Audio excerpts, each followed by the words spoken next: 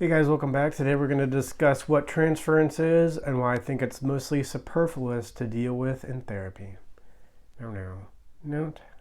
Got a question from a listener this week. Again, thank you guys for these. animus@animusempire.com if you guys have a question. This one is in regards to how therapy is different if the client is a woman versus a man. He says, I remember somewhere you mentioned the fundamental challenge for men is to face other men.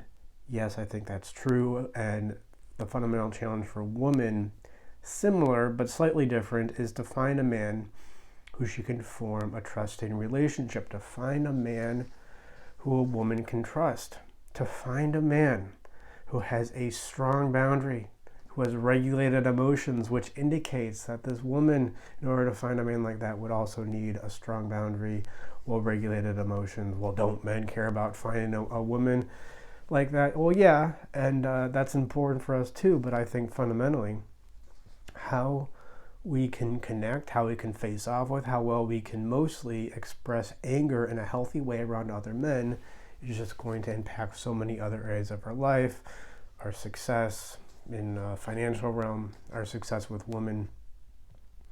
So yeah, I think these are two fundamental needs that women and men have that are a little bit different in therapy. So because of this, would I change the approach for men or women in any way? For instance, would it make more sense to explore transference in therapy with women as opposed to a man?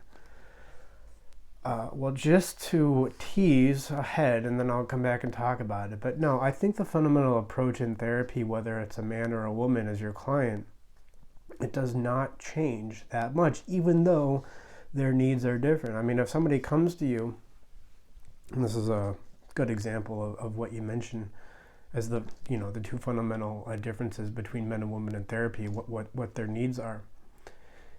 I mean, if a woman comes to you and says she wants a better relationship with a man, or she's had boyfriends in the past, but they haven't really been fulfilling relationships, is that any different than a man who comes to you and says, I have all this work to do, but I have a difficult time with procrastination and perfectionism? Do you approach those two in a different way, even though they're after two different goals? And I would say no. When you look at psychology for what it fundamentally is, and by consequence, when you look at therapy for what it fundamentally is, you wouldn't treat those a different way because the cause is the same. The cause in either of those is some kind of dysregulated emotion, some kind of boundary issue that is the result, the manifestation of a dysregulated emotion. So it really just comes down to managing emotions. Whether you want a better relationship or whether you want to focus on work that you supposedly want to do for 3 hours. It all comes down to managing emotions. And this is why I don't think transference is a big deal, even though, you see these young books back here, you talk about transference all the time, and I do think transference is an important part of therapy, but it's not fundamental. First of all, what is transference? It's just a projection. Right? It's a projection of your unconscious issues, typically in the therapeutic dyad. It's your projection of your unconscious issues onto the therapist. Typically, this takes the form of the client falling in love with the therapist, because it could be one of the first times that a client has ever really felt connected with anybody, so they assume it must be love.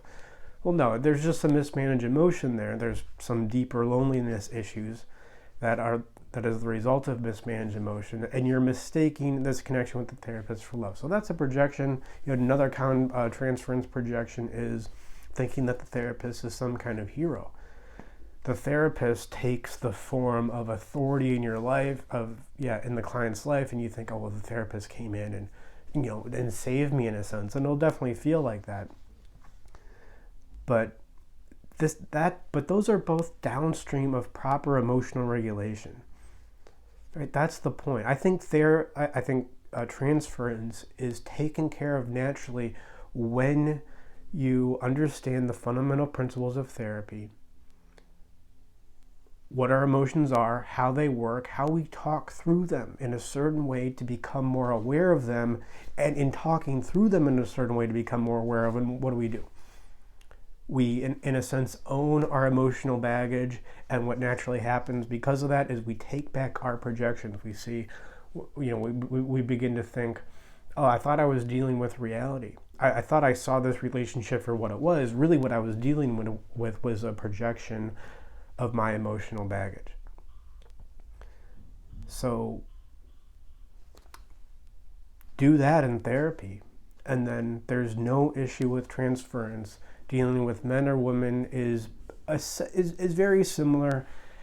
I think it's more, if I change my therapeutic approach in any way, it's dealing with people who are more emotional versus more analytical. I deal with them in different ways. And of course we can say that women tend to be more emotional, men tend to be more analytical.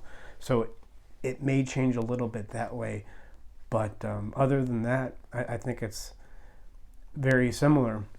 Back when I was in grad school, I thought, that was my thing that I was kind of saying, even though I didn't really have a plan for how I was going to do therapy. I had not, written my book yet. I think I was like forming the ideas for the book.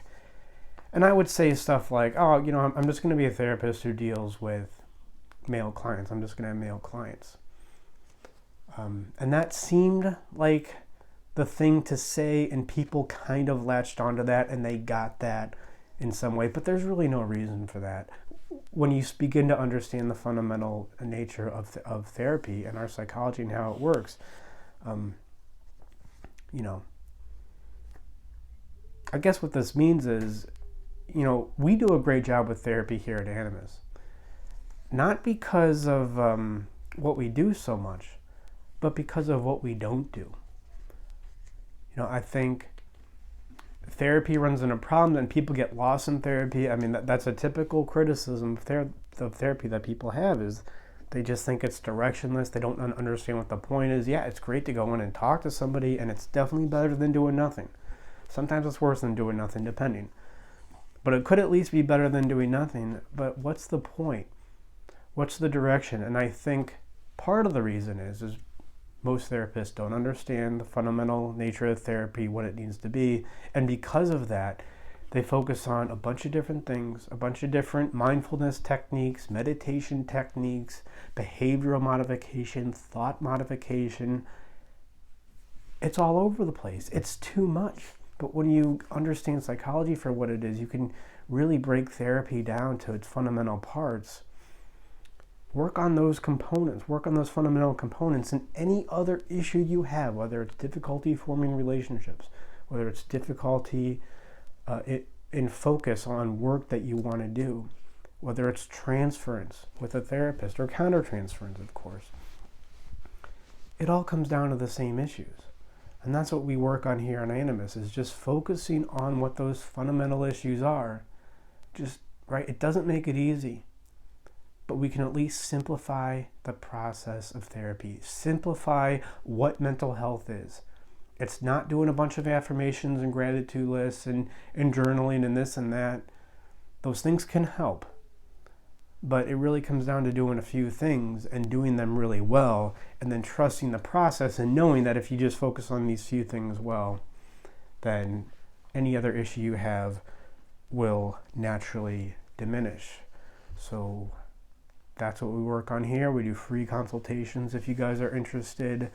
animusempire.com/schedule. And remember, the quality of therapy isn't so much about what you do, it's more about what you don't do.